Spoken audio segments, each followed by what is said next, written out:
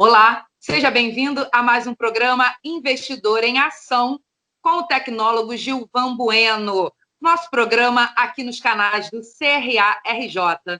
E hoje nós vamos falar sobre uma empresa que abriu capital, hoje, né, segunda-feira, abriu capital e já subiu 17%. Gilvan, explica para a gente o que aconteceu, explica qual foi o mecanismo que fez subir tanto.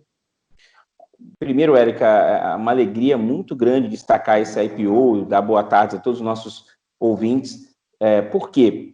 Depois de muitos anos, está chegando na Bolsa Brasileira, Érica, uma empresa diferente, né? Como assim diferente? Historicamente, o Brasil tinha empresas de commodities ou empresas que são maior domínio no mercado, que são as empresas, instituições financeiras, leia-se os bancos, né? Então, por exemplo, quando as pessoas falam de B3, Bolsa de Valores, existe uma primeira divisão, nós já fizemos programas anteriores sobre esse tema aqui, que são as ações que estão ali muito, com maior liquidez, maior negociação. Então, essa é a primeira divisão. Tem as empresas que estão em crescimento, que são as small caps, tá? E aí vem uma empresa nova que fala, por exemplo, de saúde ambiental, de guardar saúde ambiental. E tem um termo muito em moda no momento, que é o ESG, que são empresas com boa governança corporativa. E essa empresa que saiu hoje, a Ambipar, ela mostra muito essa questão de ambiental. Então, é uma empresa nova, que nós não tínhamos no mercado esse segmento, e ela queria, Érica, captar R$1 bilhão para fazer o quê? Renegociação de dívidas, investimentos, e ela foi para o mercado. O mercado ficou entusiasmado, olhou ali essa questão que a gente fala muito de preço e valor, e viu que ela estava num preço, por exemplo, a ação saiu, Érica, a R$24,75, né? Isso é importante destacar, até explicar para todos os nossos ouvintes. Existe agora uma grande temporada de abertura de capitais. Muitas empresas estarão. Então, você determina uma faixa, um preço teto e um preço limite. O preço teto dessa empresa, a Ambipar, era de R$ 24,75 e o preço mínimo R$ 18,00, tá?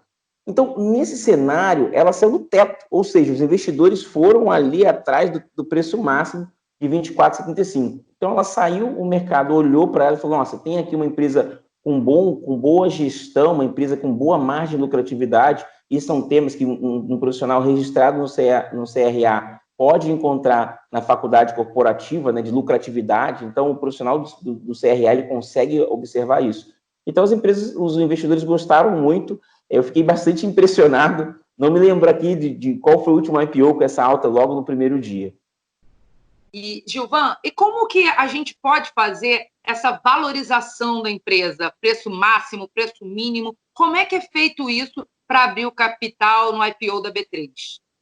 Excelente ponto, tá, Érica? Primeira coisa é o seguinte, para participar de um IPO, você tem que escolher uma corretora. Uma corretora, e agora tem diversas corretoras, tanto dos bancos quanto as independentes, tá? E aí você se registra e você tem uma data limite para você falar assim, ó, eu quero participar da oferta.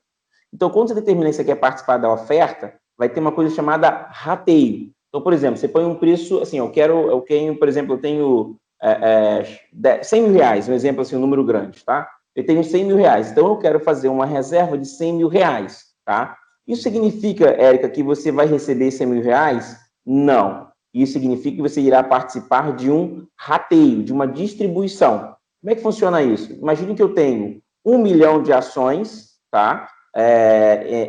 Ofertando 1 milhão de ações, e tem 10 milhões de pessoas buscando 1 milhão de ações, ou seja, 1 milhão de ações será distribuído para 10 milhões de pessoas, e aí 10 milhões de pessoas irá receber o proporcional dessa divisão, que é o rateio. Isso aconteceu no caso da Ambipar. Teve um rateio, as pessoas receberam, em média, Érica, 10% que pediram.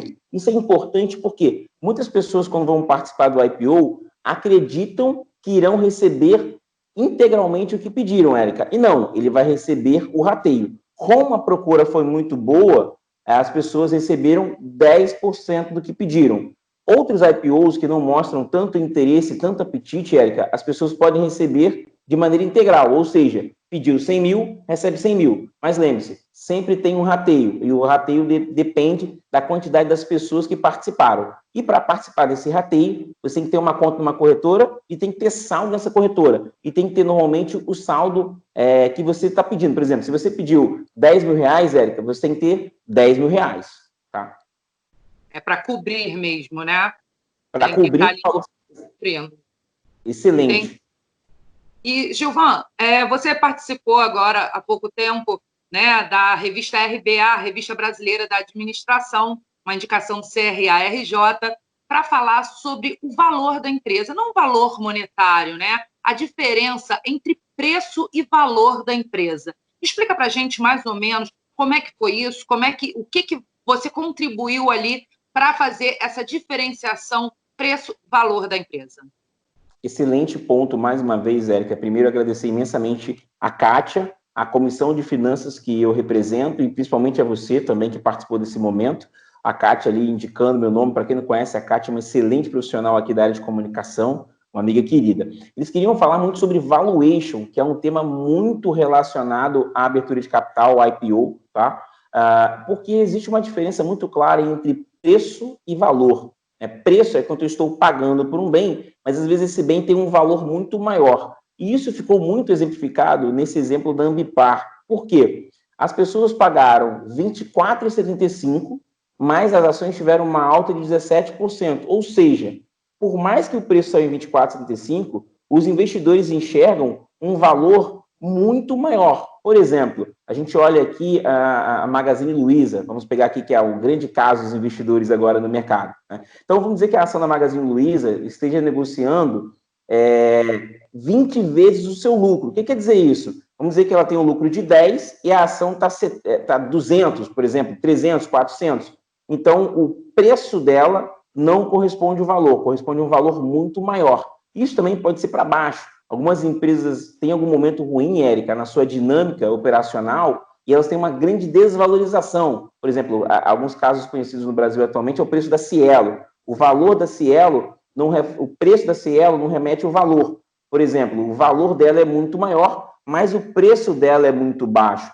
Então, eu abordei na revista do RBA essa questão de preço é diferente de valor. E isso foi muito importante, só para você ter ideia, Érica, na Ambipar, ela estava sendo negociada 40 vezes o seu lucro. Então, o mercado já via ali um grande otimismo para essa empresa. E na hora que você vai participar de um IPO, você vai comprar uma ação, nós chamamos isso de análise fundamentalista. O que é isso? É entender o que é o valor da empresa e se esse valor corresponde ao preço atual, ou para cima ou para baixo. Eu lembro que na nossa última entrevista, no nosso último bate-papo, a gente falou sobre a questão do investidor saber estudar a empresa, né? E hoje a gente está vendo a Ambipar, que é uma empresa que trata de sustentabilidade, né, de reciclagem, subir dessa forma. Você acha que o comportamento da sociedade, que está cada vez mais preocupado com isso, acaba influenciando nessa questão do valor da empresa, não no preço, do valor da empresa para o mercado, principalmente quando abre o capital? Sim, influencia muito, e a gente tem pensado atualmente o seguinte: como será o mundo pós-pandemia? A primeira coisa, quando você fala com qualquer pessoa, tanto no cenário nacional e internacional, é destacar que o cenário de tecnologia vai ser o grande campeão. Todo mundo fala, a tecnologia vai mudar a história do jogo. Sim, legal, concordo. E a questão ambiental do lixo, dessa preocupação com o meio ambiente também. Então, existe um valor hoje que o Brasil não tem nenhuma empresa que participa do ESG. O que é o ESG? São empresas envolvidas com questões ambientais, né? Um selo de qualidade, o tratamento de questões ambientais. Isso é Brasil e mundo, tá? Então, nesse critério, a Ambipar consegue ter um valor incomensurável, porque ela é uma das poucas empresas que tem essa participação, essa preocupação com a ESG. Então, quando você olha para o cenário pós-pandemia, o que você pensa? O mundo vai ser responsável ambientalmente e você vai ter um pouco de tecnologia. E reciclagem também possa crescer. Então, olhando o futuro, a perspectiva, a Ambipar consegue capturar isso. Gilvan, eu acho que a gente está conseguindo esclarecer um pouquinho do que vai acontecer até o final do ano com essas 50 empresas que devem abrir capital. Então, quem está assistindo, fica ligado que a gente vai ter mais papos como esse, não é? Com certeza, a gente está sempre buscando atualizar para o administrador os principais temas que estão acontecendo no mercado. A gente teve um cuidado de gravar esse programa hoje, que pega um tema super atual, e nos colocamos à disposição para receber também sugestões. Nós estamos abertos para dialogar e apresentar esses temas. Com certeza. Gilvan, muito obrigada pela sua participação, muito obrigado pelo Investidor em Ação. Eu que agradeço, até o nosso próximo encontro. Até a próxima. E você que assistiu a gente, fica ligado, sempre assuntos pertinentes, em dia, atualizados para você. Até a próxima. Tchau, tchau. Tchau, tchau.